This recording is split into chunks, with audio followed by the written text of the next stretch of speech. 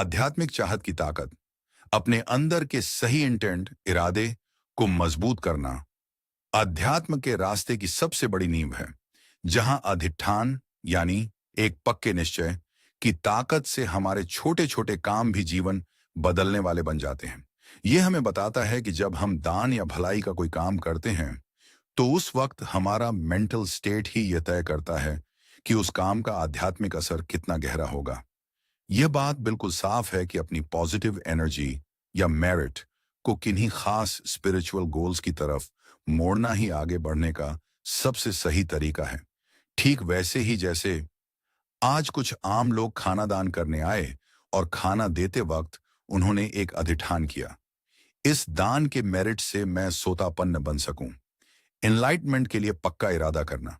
भिक्षुओं की परंपरा में पक्का इरादा या डिटर्मिनेशन करने की आदत बहुत गहराई से जुड़ी है। यह एक पुराने तरीके की याद दिलाता है जहां आध्यात्मिक इंसाइट की तलाश करने वाले साधक उन लोगों को अपना आदर्श मानते थे जो पहले ही सच्चाई को पा चुके हैं। अपनी चाहत को गुरु के गहरे ज्ञान से जोड़ने का यह तरीका हमारे मन के संकल्प में झलकता है। काश मैं भी उसी धम्म को देख पाऊं जिसे इन आदरणीय गुरु ने देखा है। समय के साथ प्रेरणा के लिए बार बार ऐसे पहुंचे हुए साधकों की ओर देखना, जैसे कि वॉट अशोकाराम जैसे मठों में जाना, हमारे अंदर एक गहरी और पक्की लगन पैदा करता है। इससे मन में बार बार यही प्रार्थना उठने लगती है, काश मैं भी वही धम्म देख सकूं जो उन्होंने देखा है। लेकिन दूसरों के अनुभवों को देखने के इस नजरिए पर आगे चलकर गहरे सवाल भी उठते हैं, जो सिर्फ दूर से देखने और असल में उसे पा लेने रियलाइजेशन के बीच का फर्क साफ करते हैं। जब देखने की यह चाहत किसी अनुभवी गुरु के सामने रखी जाती है तो वे शिष्य के लक्ष्य को और साफ कर देते हैं। वे बताते हैं कि हमें सिर्फ चुपचाप देखने के बजाय खुद उसे हासिल करने पर ध्यान लगाना चाहिए। उनका सही मार्गदर्शन इस बड़े फर्क को समझाता है। तुम उसे खुद पाना क्यों नहीं चाहते? सिर्फ देखने की चाहत रखने के बजाय तुम खुद सच में एक अरहंत बनने की चाहत क्यों नहीं रखते? इस तरह की बातचीत एक गुरु की गहरी समझ को दिखाती है, जिससे पता चलता है कि अरे, लुआंगपोर का माइंड तो बहुत तेज है। गुरु की यह सीख शिष्य के एनलाइटमेंट के रास्ते को सही दिशा देने का काम करती है। यह पक्का करती है कि सच्चाई पाने का उसका डिटर्मिनेशन सिर्फ दूसरों की कामयाबी को दूर से देखने पर नहीं, बल्कि खुद एक अरहंत बनने की मंजिल पर टिका हो। एक आम इंसान के तौर पर अभ्यास शुरू करना। अध्यात्म के लक्ष्यों को पाने के लिए पक्के इरादे और मेहनत की जरूरत होती है। ये इस बुनियादी बात को सही साबित करता है कि अगर आप ऐसा कुछ पाना चाहते हैं, कोई पक्का इरादा करते हैं और अपनी चाहत जताते हैं, तो उसे सच करने के लिए आपको अभ्यास भी करना ही होगा। सच में बदलाव लाने के लिए सिर्फ चाहना काफी नहीं है, क्योंकि अगर आप बस खाली बैठे रहें और किसी चीज के होने की चाहत रखें, तो वह कभी सच नहीं होती। इसलिए हमारी बुनियादी श्रद्धा को तुरंत असल कोशिशों में बदलना चाहिए। हमें यह समझना होगा कि भले ही अभी हमारे हालात संन्यास लेने वाले ना हों या भिक्षु भिक्षुणी बनना हमारे लिए अभी मुमकिन ना हो, फिर भी एक आम गृहस्थ के तौर पर हम अपनी पूरी क्षमता से अभ्यास कर सकते हैं। रोजाना मेडिटेशन और अच्छी बातें सीखने जैसे आसान तरीकों से आम जिंदगी जीते हुए भी गहरी इंसाइट पाना बिल्कुल मुमकिन है। ऐसे कई साधकों की पुरानी मिसालें हैं जिन्होंने शुरुआत तो एक आम इंसान की तरह की थी, लेकिन अपनी सच्ची लगन से वे ऐसे मुकाम पर पहुंचे जहां अचानक उन्हें अपना ही शरीर एक कंकाल की तरह दिखने लगा। इसी अनुभव ने आम जिंदगी से उनका मोह भंग कर दिया और उन्होंने संन्यास लेने का फैसला कर लिया। इस तरह यह बिल्कुल साफ है कि अपने भीतर का आध्यात्मिक विकास कोई दूर की बात नहीं, बल्कि एक सच्चा और सीधा काम है, जिसे हमें ठीक वहीं से शुरू करना चाहिए जहां आज हम खड़े हैं। कई जन्मों तक पारमी को बढ़ाना। गहरी प्रेरणा आगे बढ़ने के लिए एक बहुत अच्छी शुरुआत देती है, लेकिन लंबे समय तक टिके रहने के लिए हमें जमीन से जुड़ा और एक सच्चा नजरिया अपनाना होता है। यह हमें समझाता है कि सिर्फ इसलिए कि हमारे अंदर बहुत श्रद्धा है, इसका मतलब यह नहीं कि हम बस अपनी जिंदगी और घर बार छोड़ दें और इस तरह के जोश में बह जाएं। इस शुरुआती उत्साह के साथ साथ हमें अपनी समझदारी भरी विजडम को भी बढ़ाना होगा और इस सच्चाई को अपनाना होगा कि इस महान रास्ते में अनगिनत जन्म लगते हैं, जहां उन्होंने अभ्यास किया और खुद को तब तक निखारा जब तक कि वे भगवान बुद्ध नहीं बन गए। यह समझना बहुत जरूरी है कि पुराने महान गुरुओं ने जो कड़ी साधना की थी, वह उनके अंदर पहले से जमा पारमी या आध्यात्मिक खूबियों के बड़े खजाने पर टिकी थी।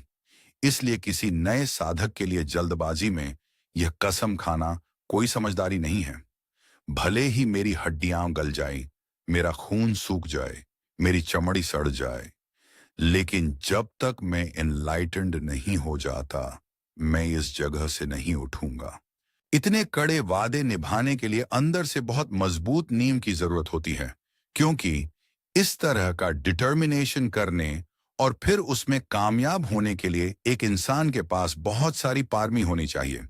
इसी वजह से अपनी असल ताकत का पूरी ईमानदारी से सेल्फ असेसमेंट करना बहुत जरूरी है, ताकि हम जवानी के घमंड या ऐसे ज्यादा आत्मविश्वास भरे दावों से बच सकें कि मुझे तो लगता है कि तुम मुझसे पहले ही संन्यास छोड़ दोगे।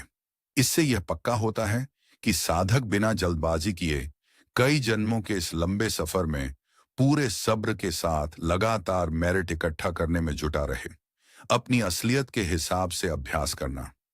पहुंचे हुए संतों की नकल करने से पहले हमें समझदारी से अपनी सेल्फ अवेयरनेस बनाए रखनी चाहिए। यह समझना बहुत जरूरी है कि आप उनके मुकाबले एक बिल्कुल अलग स्थिति में हैं। बिना पूरी ताकत या तैयारी के समय से पहले बहुत कड़े नियम या तपस्या करने से मना किया जाता है।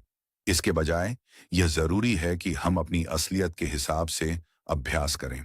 लंबे समय तक टिकने वाली आध्यात्मिक कामयाबी इस बात पर टिकी है कि हम कितनी परसिवियरेंस के साथ आगे बढ़ते हैं।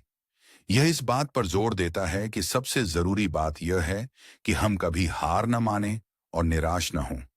बिना किसी ऐसे जोश के जो ज्यादा दिन न टिक सके, जब हम लगातार और संतुलन के साथ कोशिश करते हैं, तो एक ऐसा मजबूत ढांचा बनता है जिससे आप खुद को इस तरह ढाल पाते हैं कि आप अपने अभ्यास को बहुत लंबे समय तक जारी रख सकें।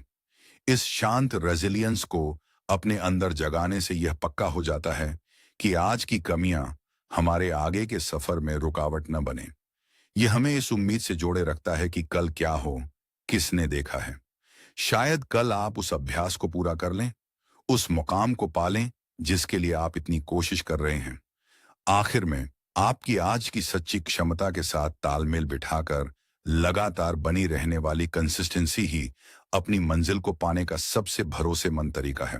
अपने अंदर के गुस्से को समझना और उसे हराना, अपने अंदर शांति लाने के लिए यह बहुत जरूरी है कि हम अपने माइंड की उलझनों की गहरी पड़ताल करें। जब भी कोई रुकावट आए तो हमें खुद से कड़ाई से यह सवाल पूछना चाहिए, मेरा माइंड शांत क्यों नहीं है? आखिर चल क्या रहा है?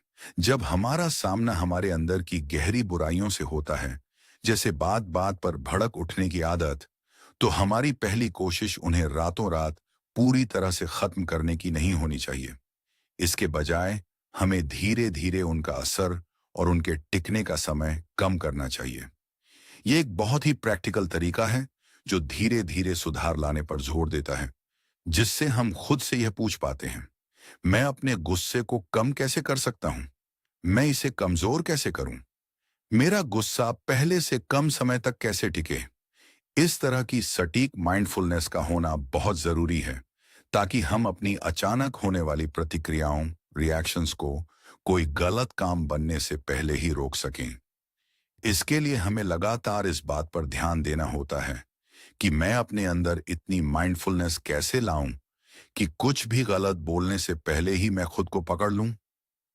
लगातार ध्यान से देखने और कोशिश करते रहने से यह पक्का है कि इन नुकसान पहुंचाने वाली आदतों को पूरी तरह से बेअसर किया जा सकता है।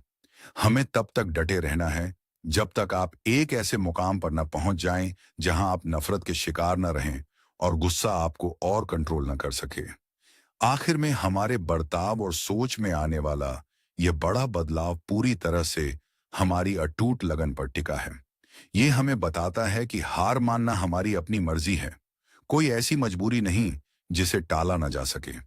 यह तरीका इस बात को साफ करता है कि जो लोग लगातार अपना पक्का भरोसा बनाए रखते हैं और बिना थके मेहनत करते हैं, उनके लिए अपने मन की बुराइयों को हराना बिल्कुल मुमकिन है।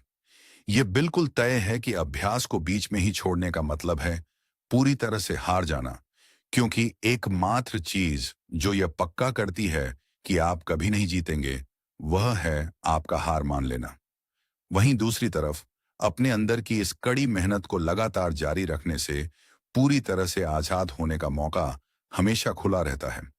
यह इस बात को बड़े ही पक्के तौर पर कहता है कि अगर आप हार नहीं मानते तो आपके जीतने की उम्मीद हमेशा बनी रहती है। सिखाने की काबिलियत का नेचुरल डेवलपमेंट। अध्यात्म के सफर में ऊंचे लक्ष्य तय करने को बहुत बढ़ावा दिया जाता है और इस बात पर जोर दिया जाता है कि साधकों को पूरी तरह से मुक्त होने का लक्ष्य रखना चाहिए। ये सलाह दी जाती है कि अपने लिए एक बहुत ऊंचा लक्ष्य रखना बिल्कुल ठीक है, लेकिन बस ये याद रखें कि आपने अपने लिए जो लक्ष्य तय किया है, आपको उसी के हिसाब से अपना अभ्यास भी करना होगा। अक्सर इस कड़ी साधना का सफर ऐसे मोड़ों से गुजरता है जिनके बारे में हमने सोचा भी नहीं होता, खासकर जब बात आगे चलकर दूसरों को रास्ता दिखाने और उन्हें सिखाने की आती है। हो सकता है शुरू में किसी साधक का दूसरों को सिखाने का कोई इरादा ही ना हो और वह सच में यही मानता हो कि मैंने तो कभी सोचा भी नहीं था कि एक दिन मुझे लोगों को सिखाना पड़ेगा। लेकिन अपनी विजडम दूसरों में बांटने की यह काबिलियत हमेशा जन्म से नहीं होती या पहले से तय नहीं होती, बल्कि यह देखा गया है कि इस तरह की चीजें वक्त गुजरने के साथ अपने आप आ जाती हैं और जैसे जैसे हालात बनते हैं, आप बस यह सीख जाते हैं कि इसे कैसे करना है। जैसे जैसे वक्त बीतता है और अध्यात्म में हमारी समझ गहरी होती है, तो जरूरत पड़ने पर सिखाने की इन खूबियों का डेवलपमेंट अपने आप ही होने लगता है। यह इस बात को पक्का करता है कि जब सही समय आता है, तब आप उसे करते हैं। आप सीखते हैं कि इसे कैसे करना है और आप सिखाना शुरू कर देते हैं। महान गुरुओं के अलग अलग स्वभाव। जंगल में रहने वाले महान भिक्षुओं की पुरानी कहानियां अक्सर हमें बताती हैं कि अध्यात्म में ऊंचाई तक पहुंचे हुए साधकों के तौर तरीके कितने अलग और कभी-कभी बिल्कुल अनोखे होते हैं। कई बार तो पुराने नियम कायदे बिल्कुल ही उलट जाते हैं, जैसा कि एक अनोखी घटना में हुआ था, जहां एक बड़े गुरु ने आम रिवाजों को दरकिनार करते हुए खुद कहा था, मैं खुद को तुम्हारे गुरु के रूप में पेश करता हूं। यह बात मठ के आम नियमों से बिल्कुल अलग है, जहां अक्सर हमेशा शिष्य ही गुरु के पास जाकर उन्हें अपना गुरु बनने की विनती करता है। इसके अलावा सच्चाई पा चुके महापुरुषों के अलग अलग टेम्परमेंट्स रोजमर्रा की बातों पर उनके बिल्कुल अलग अलग बर्ताव से साफ दिखाई देते हैं। एक बार जब एक सेविका ने गलती से एनलाइटनमेंट पर हो रही किसी निजी बातचीत को सुन लिया, तो उसे एक गुरु की बहुत सख्त और तेज डांट सुननी पड़ी। क्यों? तुम ऐसा क्यों कर रही हो? दूसरों की बातें क्यों सुन रही हो? वहीं दूसरी तरफ एक दूसरे गुरु ने बहुत ही समझदारी और नरमी से काम लिया और माहौल को शांत करते हुए समझाया, अरे कोई बात नहीं, वह तो पहले ही सब कुछ सुन चुकी है, अब उस पर चिल्लाने का क्या फायदा? जो होना था वो हो गया। आखिर में उनके बर्ताव का यह बड़ा फर्क हमें साफ तौर पर यह समझ आता है कि इन गुरुओं के टेम्परमेंट्स एक दूसरे से कितने अलग होते थे। महान गुरुओं के बीच बिना बोले बातचीत, अध्यात्म की गहराई में पहुंचने पर अक्सर बातचीत के ऐसे अनोखे तरीके देखने को मिलते हैं जो हमारी आम इंसानी भाषा से बिल्कुल परे होते हैं। पहुंचे हुए गुरुओं को अक्सर पूरी खामोशी में एक दूसरे से गहरी बातें करते देखा गया है। वे बिना एक भी शब्द बोले अपनी लंबी मुलाकातें खत्म करते हैं और फिर मुस्कुराते हुए कहते हैं, चलो बहुत अच्छी बातचीत रही। किसी नए इंसान के लिए यही खामोशी पूरी तरह से एक पहेली होती है, जिसे समझाते हुए अक्सर कहा जाता है कि उन क्रूबा अनजान का आपस में बात करने का अपना ही एक अलग तरीका है। उनकी बातचीत का अपना ही ढंग है। बिना बोले बात करने का यह तरीका जानबूझकर कोई गहरी या निजी बात साझा करने के लिए इस्तेमाल किया जाता है। जैसा कि बताया जाता है, कभी कभी ऐसा होता है कि वे नहीं चाहते कि लोग उनकी बातें सुनें, इसलिए वे बस वहां चुपचाप बैठ जाते हैं और आपस में बातें करते हैं। लेकिन हम यह नहीं सुन पाते कि वे क्या कह रहे हैं। नए साधकों के लिए यह मान लेना बेहतर है कि इन गहरी ताकतों की पूरी अंडरस्टैंडिंग अभी उनकी पहुंच से बाहर है।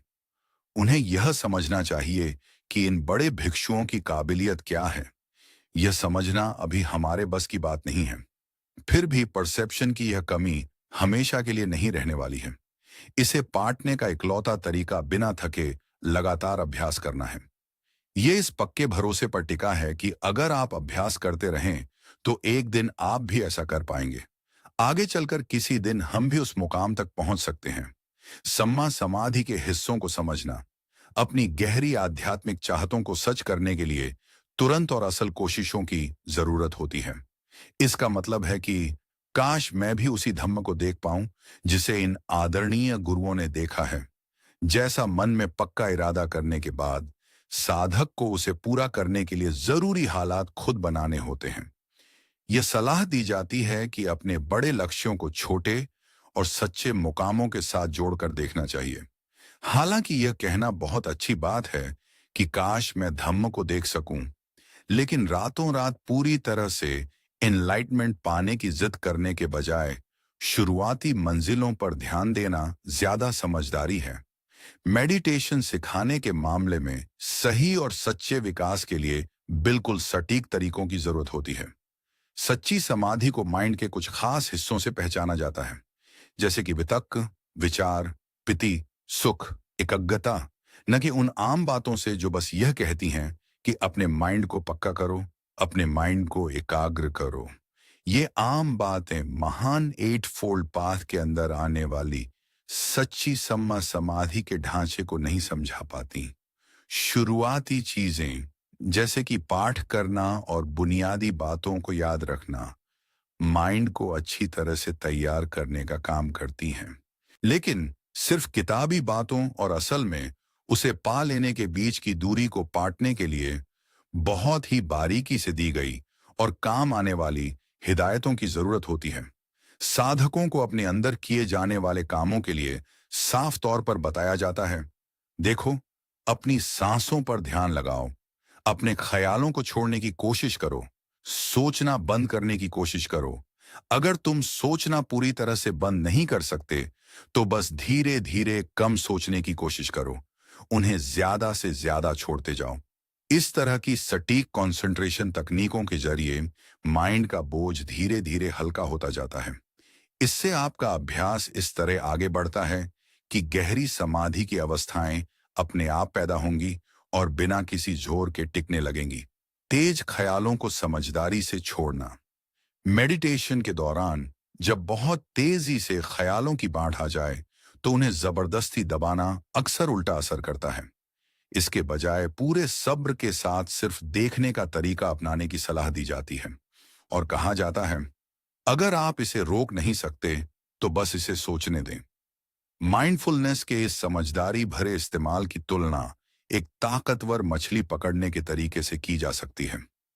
एक बहुत तेज और बेकाबू ताकत को जबरदस्ती खींचने के बजाय साधक को तब तक इंतजार करना चाहिए जब तक कि वह हलचल अपने आप शांत न हो जाए। इसमें यह तरीका अपनाया जाता है, जैसे ही आप देखें कि मछली कमजोर पड़ रही है, तब आप उसे वापस अपनी तरफ खींचना शुरू करें।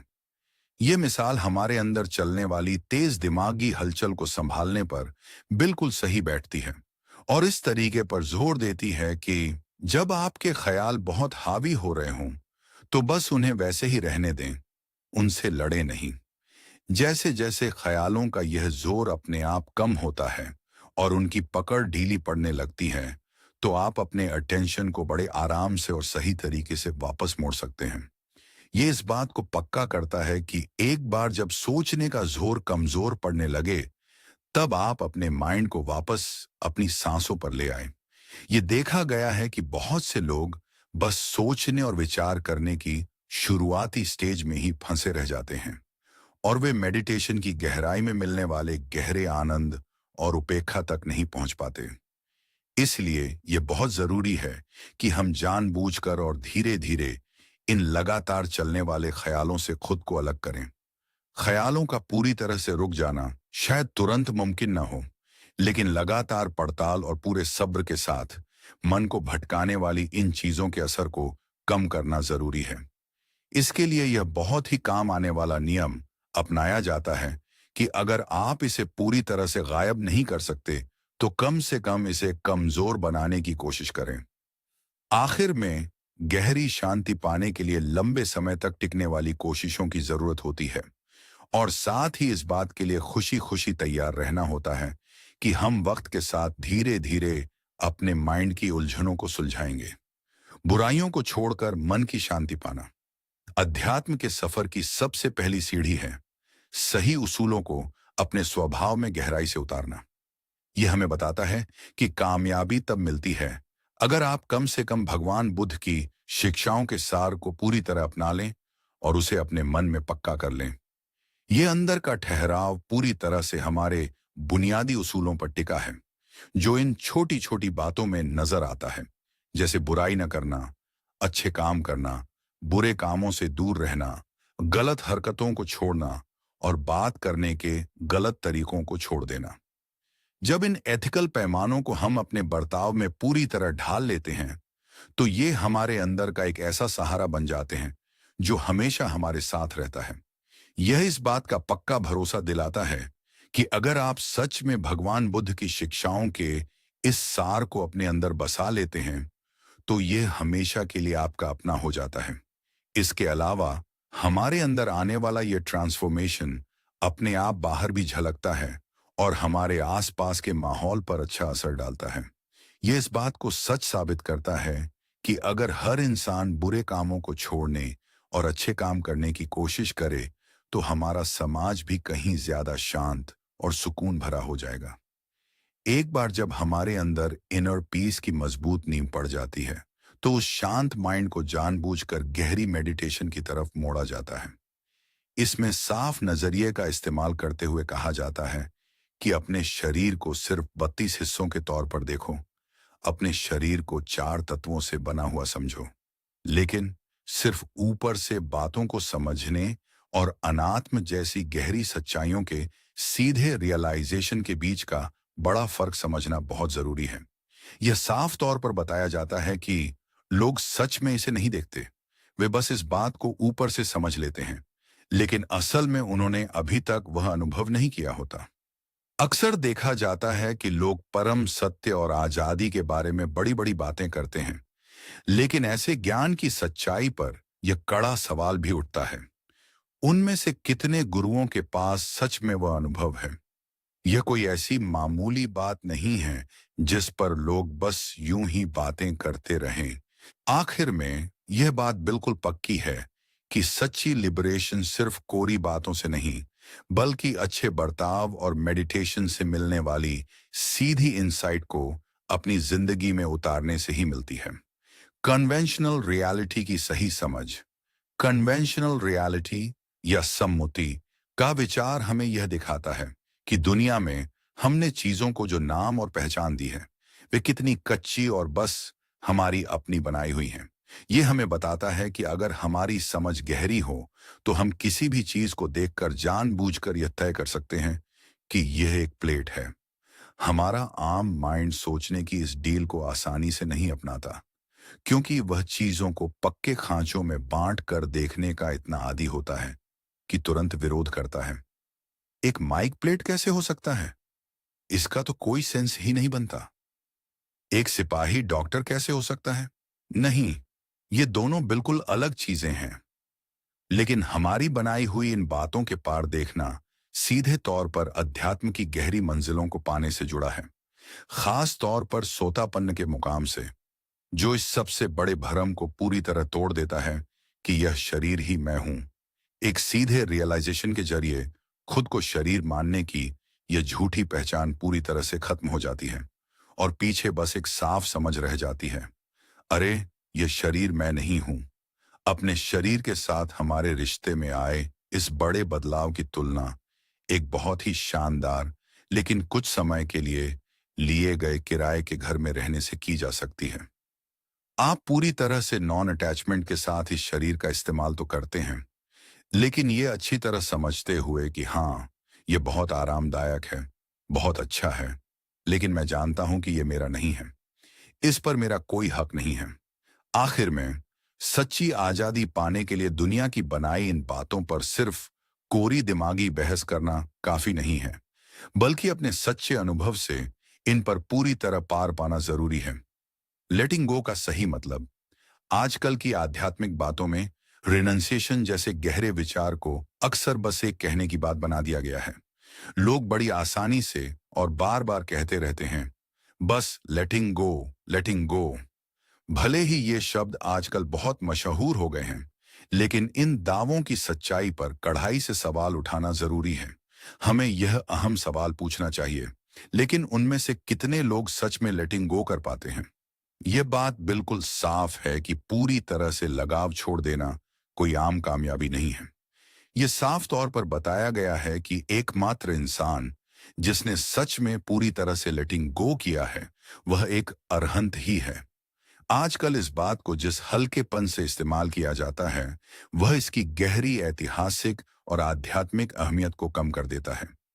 यह इस जरूरी सच्चाई को छिपा देता है कि यह भगवान बुद्ध के समय के अरहंतों की एक पुरानी कहावत है और यह उसी जमाने से चली आ रही है। इसका नतीजा यह होता है कि सिर्फ किताबी बातों और सच्ची लिबरेशन के बीच एक बड़ी खाई पैदा हो जाती है। इससे एक ऐसा माहौल बनता है जहां लोग इस तरह की बातें तो करते हैं, लेकिन वे हमेशा यह नहीं जानते कि वे जो कह रहे हैं उसका गहरा मतलब क्या है। आखिर में यह बिल्कुल पक्का है कि सच्चा लेटिंग गो आध्यात्म की सबसे ऊंची मंजिल है। यह उन लोगों की खोखली बातों से कहीं दूर है जिन्होंने अभी तक सच्ची समझ हासिल नहीं की है। सही मकसद के लिए सील का पालन करना, लगातार और बिना रुके बुनियादी बातों का अभ्यास करना, जैसे कि दान, मोरालिटी और मेडिटेशन, सच्चे आध्यात्मिक विकास की सबसे बड़ी नींव है।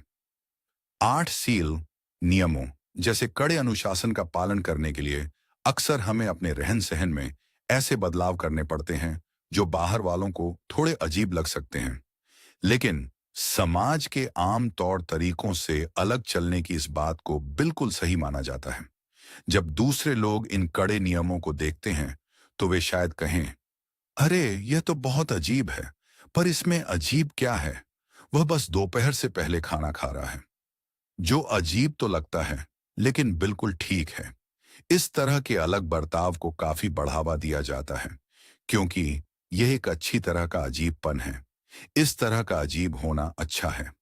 इस कड़े अनुशासन को अपनाने का असली कारण लंबे समय में मिलने वाले इसके आध्यात्मिक फायदे हैं, क्योंकि भले ही यह लोगों को अभी अजीब लगे, लेकिन आगे चलकर इसका नतीजा बहुत ही अच्छा और पवित्र होगा। इसके अलावा अपने बाहरी बर्ताव में लगातार सुधार लाने से हमारे अंदर भी शांति आती है। यह इस बुनियादी उसूल को पक्का करता है कि अगर आपका शरीर शांत हो जाए, आपकी बोली शांत हो जाए, तो आपका दिल भी शांत हो जाएगा।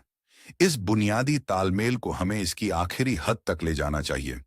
इसके लिए साधक को भगवान बुद्ध के धर्म की इस अहम शिक्षा को इसकी सबसे ऊंची मंजिल, सबसे ऊंचे मुकाम तक ले जाना चाहिए।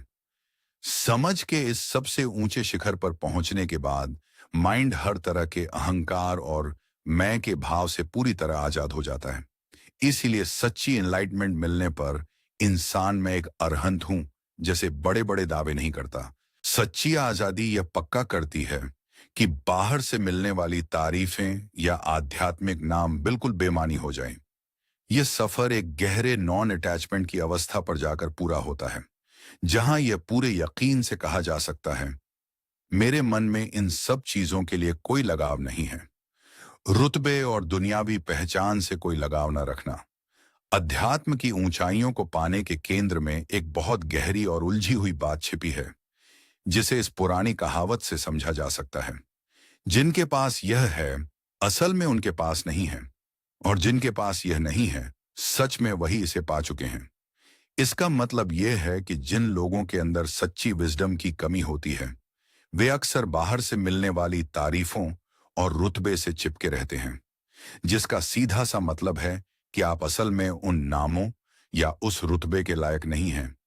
वहीं दूसरी तरफ सच्ची आध्यात्मिक ताकत सिर्फ उन्हीं के पास होती है जिन्होंने अपने अंदर की हर पकड़ को पूरी तरह छोड़ दिया है।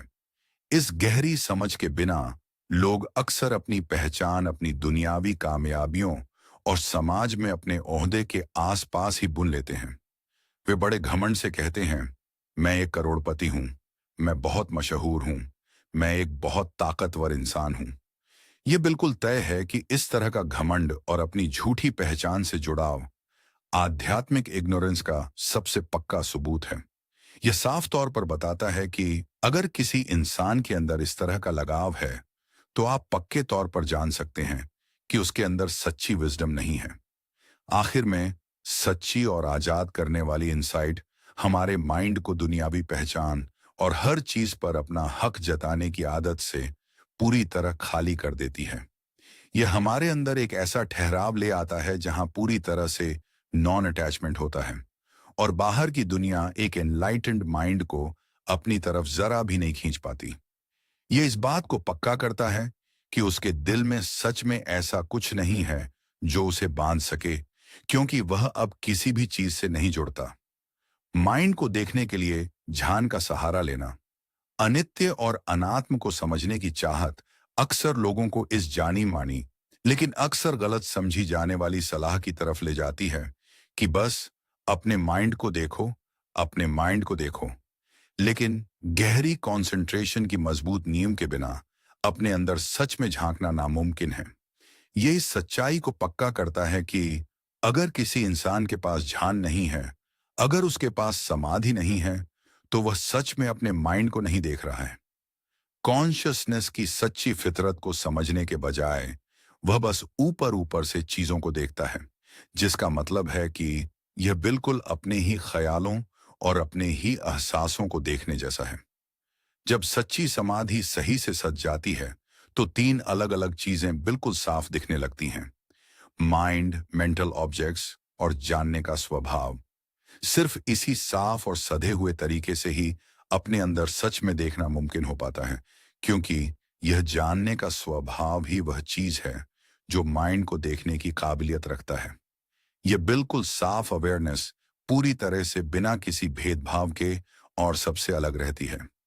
इसमें कुछ भी अच्छा या बुरा, सही या गलत नहीं होता। इसके अलावा यह पूरी तरह से स्थिर रहती है, क्योंकि यह मेंटल ऑब्जेक्ट्स के बहाव में नहीं बहती। एक बार जब देखने का यह गहरा मुकाम हासिल हो जाता है, तो इसी खोजबीन वाले ध्यान को विपस्सना के लिए अपने शरीर की तरफ मोड़ा जाता है। यह तब तक लगातार खंगालता रहता है जब तक कि आप एक ऐसे मुकाम पर न पहुंच जाएं जहां इस शरीर में कोई मैं बाकी न रहे। पेन और अनात्म की पड़ताल। मेडिटेशन के बारे में सिर्फ किताबी बातें करने से अक्सर लोग बड़े विश्वास के साथ कहने लगते हैं, हम मेडिटेशन का अभ्यास करना चाहते हैं, हम अनात्म का अनुभव करते हैं। लेकिन जब असल अभ्यास के दौरान शरीर में बहुत ज्यादा तकलीफ होती है, तो हमारे अंदर का मैं पूरी ताकत से वापस आ जाता है और मन में जोर जोर से यह बात गूंजने लगती है, यह मेरा पेन है। खुद को शरीर मानने का यह भ्रम इतना हावी हो जाता है कि हमारा माइंड अपने आप ही इज्जत करने लगता है, यह मैं ही हूं, मुझे तकलीफ हो रही है। हमारी इस गहरी आदत को तोड़ने के लिए यह सलाह दी जाती है कि हम अपने माइंड को अनात्म की सच्चाई पर पूरी तरह से टिका लें और बार बार याद करें, वह मैं नहीं हूं, यह मेरा नहीं है, यह मैं नहीं हूं, इस पर मेरा कोई हक नहीं है। सिर्फ बातों को समझने और उसे असल जिंदगी में उतारने के बीच का यह बड़ा फर्क साफ नजर आता है। और यह माना जाता है कि इसे कहना बहुत आसान है, लेकिन असल में इसे करना उतना ही मुश्किल है। यह मुश्किल उन बुनियादी नियमों को निभाने में भी आती है, जैसे कि खाने में संयम बरतना, अपनी पूरी ताकत से जुटे रहना और अपने 6 सेंस के दरवाजों को लेकर सावधान और चौकन्ना रहना। हमारी इंद्रियों की चाहत इतनी तेज होती है कि यह अक्सर हमारी माइंडफुलनेस पर भारी पड़ जाती है। जहां इससे पहले कि आप ध्यान भी दें, आपका माइंड पहले ही किसी अच्छे नज़ारे, अच्छी आवाज या अच्छे स्वाद की तलाश में भटकने लगता है। आखिर में इन गहरे लगावों की जड़ तक पहुंचने के लिए एक बहुत ही साफ और सधे हुए नजरिए की जरूरत होती है। यह बात पक्की है कि कन्वेंशनल रियलिटी और पूरी तरह से आजाद होने की गहरी समझ के बिना सच्ची आजादी का यह गहरा सच हमसे छिपा ही रहता है। मेडिटेशन के अभ्यास को घर वापस ले जाना। सच्चे आध्यात्मिक विकास की असली परख सिर्फ मठ या किसी एकांत जगह के शांत माहौल तक सीमित नहीं है। यह इस बात पर जोर देता है कि आपने यहाँ मठ में जो भी अच्छा धम्म सीखा और संजोया है, उस अच्छे धम्म को अपने घर भी ले जाएं। जो शांति आपने अपने अंदर बसाई है, उसे खोने से बचाने के लिए अपने अभ्यास को लगातार और अपनी रोजमर्रा की जिंदगी का हिस्सा बनाए रखना बहुत जरूरी है। जब घर लौटने पर दुनियावी भटकाव और शोर शराबा फिर से आपके सामने आए, तो एक सीधा सा तरीका बताया जाता है। अगर आप घर वापस जाकर देखते हैं कि आपका माइंड फिर से उसी पुरानी उलझन में फंस गया है, तो बस उन चीजों को कम करने की कोशिश करें जो उलझन पैदा करती हैं। इस जरूरी काम के लिए दुनियावी झंझटों को धीरे धीरे और लगातार छोड़ना होता है, और साधक को यह सलाह दी जाती है कि बस थोड़ा थोड़ा करके उन वजहों को छोड़ने की कोशिश करें जिनसे उलझन पैदा होती है। इस तरह सोच समझकर और तरीके से नुकसान पहुंचाने वाली चीजों से दूर होने पर आपके अंदर एक गहरी इनर पीस अपने आप बाहर आती है। यह बिल्कुल पक्के तौर पर कहता है कि अगर आप उलझन पैदा करने वाली सारी वजहों को छोड़ देते हैं, तो आपका माइंड अपने आप शांत हो जाएगा। हालांकि इस अभ्यास को अपनी आम जिंदगी में ढालना थोड़ा मुश्किल हो सकता है, लेकिन बिना थके कोशिश करते रहने से कामयाबी जरूर मिलती है। यह इस बात का पक्का भरोसा दिलाता है कि अगर आप कोशिश करते रहें, अगर आप अभ्यास करते रहें, तो एक दिन आप भी इसे कर पाएंगे। डिवाइन आई और दूर से बातचीत करने की ताकतें। यहां अध्यात्म की कुछ रहस्यमयी ताकतों के बारे में बताया गया है, जिनमें खास तौर पर माइंड की उस बहुत ही ऊंची काबिलियत की बात की गई है जिसे डिवाइन आई कहा जाता है। यह समझाया गया है कि जिन साधकों ने डिवाइन आई की इस काबिलियत को अपने अंदर जगा लिया है, उनके पास दूसरों से बात करने की ऐसी अनोखी ताकतें आ जाती हैं जो हमारे शरीर की आम हदों से बहुत आगे की चीज है। माइंड की इस बहुत ही साफ और सधी हुई अवस्था के जरिए यह मुमकिन है कि कोई बस किसी इंसान के बारे में सोचे और पूरी सफाई के साथ उस तक कोई तस्वीर पहुंचा दे। इतना ही नहीं, यह गहरी ताकत एक साधक को इस लायक भी बनाती है कि वह दूर बैठे उस इंसान से बात कर सके। इन गहरी बातों को आज के समय से जोड़कर आसानी से समझाने के लिए इसकी तुलना ऐसे जाने माने लोगों से की गई है जिनका माइंड बहुत फोकस में रहता है। ये बताता है कि गहरे ध्यान वाले इंसान के पास भी शायद इस ताकत का एक छोटा सा हिस्सा ही होता है, जहां वह इस पूरी काबिलियत का शायद 10% ही इस्तेमाल कर पाए। इस तरह की मिसाल का इस्तेमाल सिर्फ इन मुश्किल और रहस्यमयी बातों को साफ करने के लिए किया गया है, ताकि लोग डिवाइन आई के काम करने के तरीके और उसकी पहुंच को असल जिंदगी से जोड़कर आसानी से समझ सकें।